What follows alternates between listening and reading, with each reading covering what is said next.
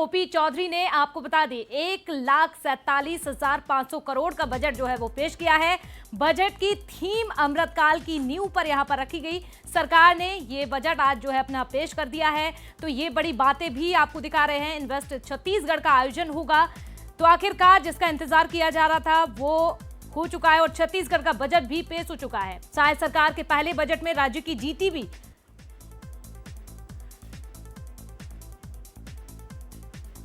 तो जीडीपी को लेकर यहां पर 5 लाख करोड़ से अगले 5 साल में 10 लाख करोड़ तक ले जाने का टारगेट भी यहां पर रखा गया है। और बजट को लेकर हमारे स्टेट हेड आदित्य नामदेव ने खास बातचीत की है वित्त मंत्री ओपी चौधरी से। क्या कुछ बातचीत हुई है, सुनवाते हैं आपको। पेश किए हैं ओपी चौधरी साहब, वित्त मंत्री हैं। उसके पहले अमर अग्रवाल साहब पेश किया करते थे। पहले तो थाली देखिए, छत्तीसगढ़ का आदमी चावल के बिना ऐसा लगता है कुछ खाए नहीं। हाँ, चावल कम खाने की आजकल कोशिश करता हूँ, लेकिन आज थोड़ा मेहनत ज्यादा किए थे तो चावल भी ले लिया जी। सर, रायपुर कलेक्टर हुआ करते थे किसी समय, मुझे बहुत अच्छे से याद है सर। उस समय भी वही बहुत बड़ी सोच लेकर चलते थे सर। एक जिला संभालना, एक पूरा स्टेट संभालना, इतना बड़ा टारगेट जस्ट डबल करना, जो आपने आज भाषण में कहा सर। मीलों अभी चलना है और चलते जाना। निश्चित रूप से बहुत ही बड़ा महत्वाकांक्षी लक्ष्य हमने रखा है। उसके लिए पूरा प्रयास करेगी हमारी सरकार कि 5 लाख करोड़ के जीएसडीपी को 5 साल में हम 10 लाख करोड़ तक पहुंचाएं। बहुत चैलेंजिंग टास्क है, बट बड़ी चुनौती को स्वीकार करने से ही बड़े रिजल्ट आते हैं। तो आदरणीय विष्णुदेव साय जी के नेतृत्व में इस बड़े लक्ष्य के लिए हम लोग ईमानदारी से प्रयास करेंगे। थाली में क्या क्या है सर, थोड़ा बताइए। मेरे फेवरेट चीजें हैं दाल चावल, पालक, करेला, ठेठरी, देहाती बड़ा, ये सब फेवरेट है। स्प्राउट, मूंगफली के उबाले चीज, ये सब अच्छा लगते थे, सब खा जी। आज भी स्लीपर पहन के चलने में भी कोई गुरेज नहीं है ओपी चौधरी को। मेरे को अच्छा लगता है। नेचुरल रहना भी लाइफ का सबसे बड़ा सुख है मुझे लगता है, इसलिए मैं हमेशा नेचुरल रहने की कोशिश करता हूँ। मुझे जो पसंद आता है मैं वही करता हूँ। अदिति जी कह रही थी, आज मेरी बात हुई कि मुझे बहुत पूरा विश्वास था कि चौधरी जी ने जो जी ब्रिजमोहन जी आ गए थे। मैं कंटिन्यूशन करूंगा बातचीत करने की। देखिए, मुलाकात कर रहे हैं ब्रिजमोहन। देखिए, यही सादगी होती। जब भी कोई वरिष्ठ आपके पास आए तो आप जिस स्थिति में भी रहे, आप पहले उसका अभिवादन करें खड़े होके। ओपी चौधरी की यही सादगी देखिए लोगों के घर कर गई। बहुत बड़ा चैलेंज था मुझे। बहुत उस समय किसी चैनल में हुआ करता था मैं, आप कलेक्टर थे उस समय जी। अपना आप चाहते तो बहुत आराम से चीफ सेक्रेटरी लेवल तक पहुंच सकते थे। उस समय इतना बड़ा डिसीजन लिए, परिवार साथ में था, उस समय भी सब कोई साथ में थे।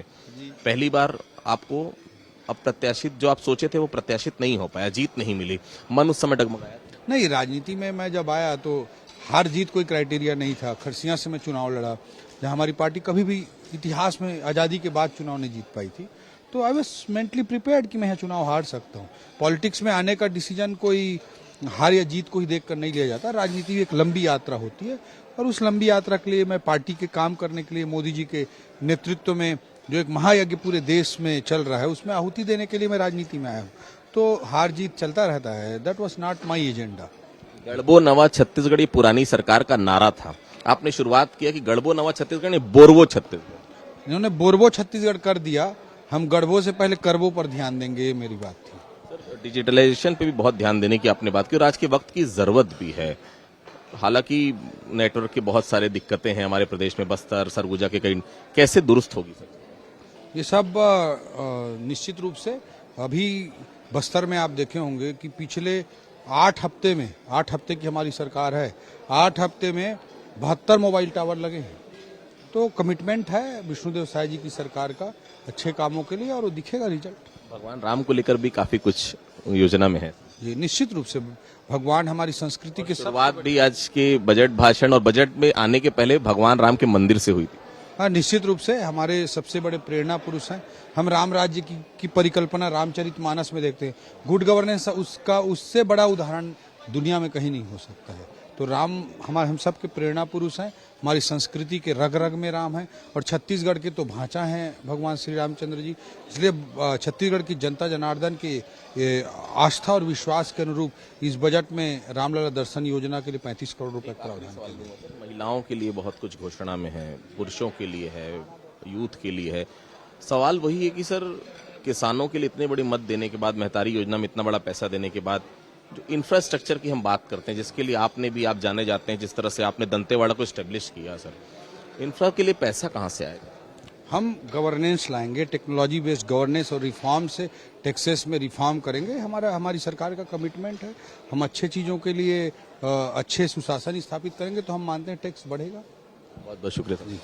Thank you. हमारे साथ ओपी चौधरी साहब, देखिए आज भी वही सादगी है, वही दाल चावल, वही ठेठरी कुर्मी। कुल मिलाकर देखिए बजट को आम आदमी से जुड़ा बजट बताया, और निश्चित तौर पर डबल अगर जीएसडीपी करने की बात कही है तो निश्चित तौर पर करेंगे वैसा, ऐसी उम्मीद छत्तीसगढ़ की जनता जाहिर करती है। कैमरा पर्सन दीपक साहू के साथ विधानसभा से आदित्य नामदेव।